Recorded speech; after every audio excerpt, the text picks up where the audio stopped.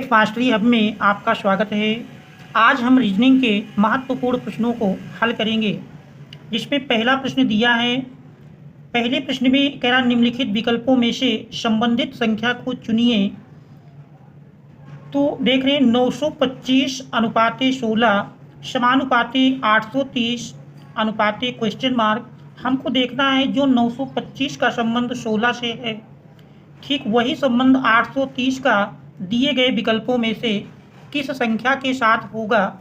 तो यहाँ पर यदि हम देखें 925 में यदि हम ध्यान से देखें तो 925 के यदि अंकों को जोड़ लें 9 + 2 + 5, तो देख रहे हैं जोड़ने पर मिल जाएगा 9 2 11 5 16 और देख रहे हैं 16 ही अनुपात दिया है। ठीक इसी प्रकार 830 के अंकों को यदि हम जोड़ें 8 + 3 + 0, तो जोड़ने पर देख रहे हैं 8 3 11। तो इस प्रकार से 11 हमारा ऑप्शन नंबर डी पर दिया है। तो इस प्रकार से दिए गए विकल्पों में ऑप्शन डी सही है। तो इसमें ऑप्शन डी सही होगा। इसके बाद हम देखते हैं दूसरा प्रश्न। दूसरे प्रश्न में दिया है कि नीचे दी गई श्रृंखला में प्रश्नवाचक चिन्ह के स्थान पर कौन सी संख्या आएगी। तो देख रहे हैं नीचे दी गई श्रृंखला में प्रश्नवाचक चिन्ह के स्थान पर कौन सी संख्या आएगी, ये हमको ज्ञात करना है। तो यदि देखें तो देख रहे हैं 30 में यदि हम 3 जोड़ दें तो 30 + 3 33 और 33 में 4 जोड़ने पर 37 प्राप्त होता है और 37 में यदि 5 जोड़ दें तो 42 मिल जाएगा और 42 में यदि 6 जोड़ते हैं तो 42 6 48 और 48 में यदि हम 7 जोड़ेंगे 48 7 55। तो देख रहे हैं संख्याओं का एक जोड़ने में बढ़ता क्रम है। पहले 3 जोड़ा गया, फिर 4 5 6 7। इसका मतलब 7 के बाद यदि हम 55 में 8 जोड़ देते हैं तो 55 + 8 मिल करके 63 हो जाएगा। तो इस क्वेश्चन मार्क के स्थान पर 63 होगा, जो कि हम देख रहे हैं ऑप्शन नंबर बी पर दिया है। तो इस प्रकार से प्रश्न 2 का ऑप्शन बी सही है। इसके बाद तीसरा प्रश्न है। तीसरे प्रश्न में देख रहे हैं दिया है,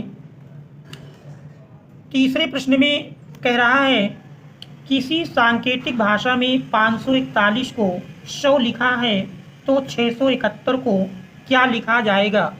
तो यहाँ पर यदि हम ध्यान से देखें 541 के यदि अंकों को हम जोड़ें 5 + 4 + 1, जोड़ने पर देख रहे हैं 5 4 9 1 10, जबकि संख्या हमारी 100 है। 10 और 10 का यदि हम स्क्वायर कर दें तो देख रहे हैं 10 का स्क्वायर करने में बराबर 100 मिल जाता है। तो इस प्रकार से 541 100 से संबंधित है। ठीक इसी प्रकार 671 के यदि हम अंकों को जोड़ें 6 + 7 + 1 बराबर मिल जाएगा। देख रहे हैं 7 6 13 और 13 में 1 जोड़ेंगे 14 और 14 का यदि हम स्क्वायर करें तो 14 का स्क्वायर 196 मिलेगा और 196 हम देख रहे हैं ऑप्शन नंबर सी पर दिया है। तो इस प्रकार से इस प्रश्न का ऑप्शन सी सही है। इसके बाद चौथा प्रश्न है। चौथे प्रश्न में दिया है, देख रहे हैं चौथे प्रश्न में क्या नीचे दिए गए विकल्प में से संबंधित शब्द को चुनिए।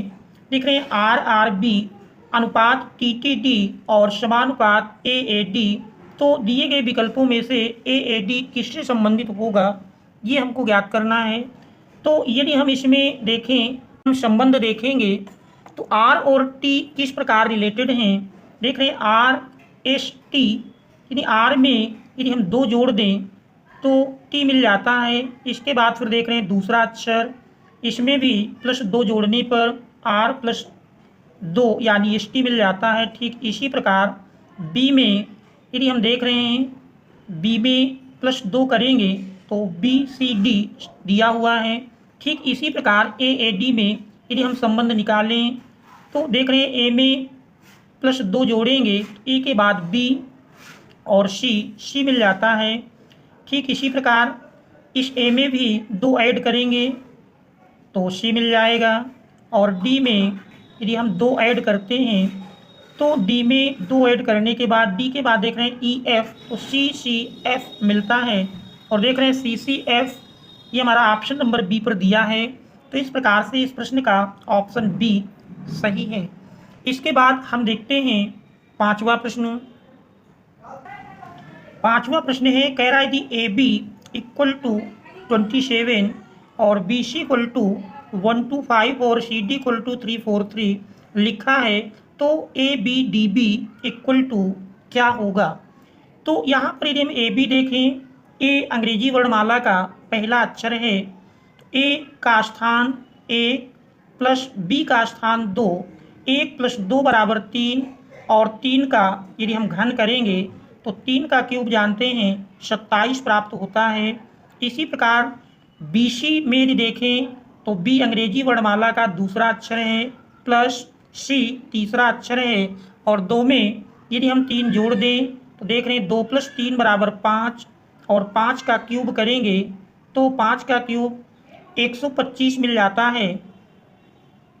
ठीक इसी प्रकार C D A B C अंग्रेजी वर्णमाला का तीसरा अक्षर है प्लस डी चौथा अक्षर, 3 प्लस 4 जोड़ेंगे तो देख रहे हैं 3 प्लस 4 बराबर 7 के मिल जाता है और 7 का यदि हम घन करें तो देख रहे हैं 7 का घन 343 होता है।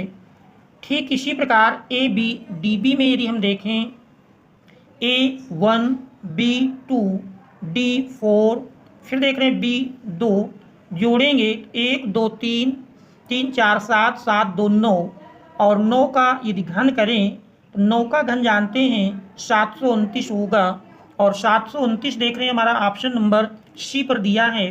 तो इस प्रकार से प्रश्न 5 का ऑप्शन सी सही होगा। इसके बाद छठा प्रश्न है, देख रहे हैं छठे प्रश्न में दिया है, हमारा छठा प्रश्न है, क्या एक पंक्ति में शिवानी का स्थान दोनों ओर से 23वां है, तो बताइए पंक्ति में कुल कितने व्यक्ति हैं। तो देख रहे हैं शिवानी का स्थान दोनों ओर से यानी प्रारंभ से और अंत से दोनों ओर से 23वां है।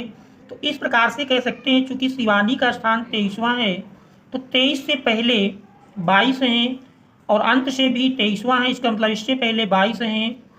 तो इस प्रकार से यदि इनको आप ऐड करते हैं तो 22 प्लस 22 और 23वां स्थान ये शिवानी का है, तो इन संख्याओं को जोड़ लेंगे तो देख रहे जोड़ने पर इसका मान मिल जाएगा 22 दूनी 44 1 45।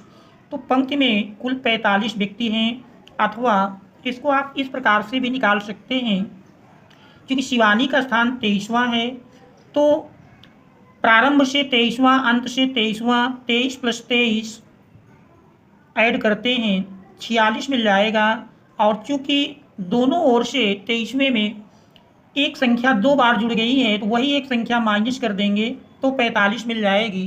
तो इस प्रकार से दोनों विधियों से हल कर सकते हैं। तो पंक्ति में कुल व्यक्तियों की संख्या 45 होगी जो कि ऑप्शन नंबर बी पर दिया है। तो इस प्रश्न का ऑप्शन बी सही है। इसके बाद सातवां प्रश्न है, सातवें प्रश्न में देखने दिया है, सातवें प्रश्न में कह रहा है, सातवें प्रश्न में एक बॉक्स में ए बी सी डी 4 धातु को रखा गया है जिसमें से ए कह रहा बी से भारी है, ए बी से भारी है। तो देख रहे हैं मान लीजिए ए धातु है और ये कह रहा बी से भारी है, इसलिए ए को हम बी से नीचे की ओर रखते हैं। चूँकि ए बी से भारी है इसलिए ए को बी से नीचे दर्शा रहे हैं। फिर आगे कह रहा है और बी सी से भारी है, बी सी से भारी है, इसका अर्थ हुआ कि सी बी से हल्की है। तो इस प्रकार से ये सी का स्थान मिल जाएगा, बी सी से भारी है। इसके बाद और कह रहा ए सबसे भारी नहीं है, तो देख रहे हैं ए बी और सी दोनों से भारी है लेकिन ए सबसे भारी नहीं है, इसका मतलब कुल 4 धातुएं ही हैं तो ए सबसे भारी नहीं है, इसका अर्थ हुआ कि डी सबसे भारी होगी। चारों धातुओं में डी सबसे भारी धातु मिलेगी। तो डी हम देख रहे हैं ऑप्शन नंबर सी पर दिया है। इस प्रकार से इस प्रश्न का ऑप्शन सी सही है। इसके बाद अगला प्रश्न है, 8वें प्रश्न में दिया है, देख रहे हैं 8वें प्रश्न में कह रहा श्याम ने एक लड़की की ओर इशारा करते हुए कहा कि वह मेरे दादाजी के एकमात्र पुत्र की बहू है, बताइए वह लड़की श्याम से किस प्रकार संबंधित है। देखिए प्रश्न में कह रहा श्याम ने एक लड़की की ओर इशारा करते हुए कहा, तो यहाँ आप स्वयं से रिलेटेड ये देखें, श्याम ने एक लड़की की ओर इशारा करते हुए कहा कि वो मेरे दादाजी के एकमात्र पुत्र। अब देखिए दादाजी के एकमात्र पुत्र अर्थात पिता की बात हो रही है, और एकमात्र पुत्र की बहू, तो पिता की बहू अर्थात पत्नी। तो बताइए लड़की श्याम से किस प्रकार संबंधित है। तो इस प्रकार से श्याम की पत्नी वह लड़की होगी, तो लड़की श्याम से पत्नी के संबंध के रूप में संबंधित होगी। तो इसमें हमारा ऑप्शन नंबर सी सही है। Thanks all of you for watching.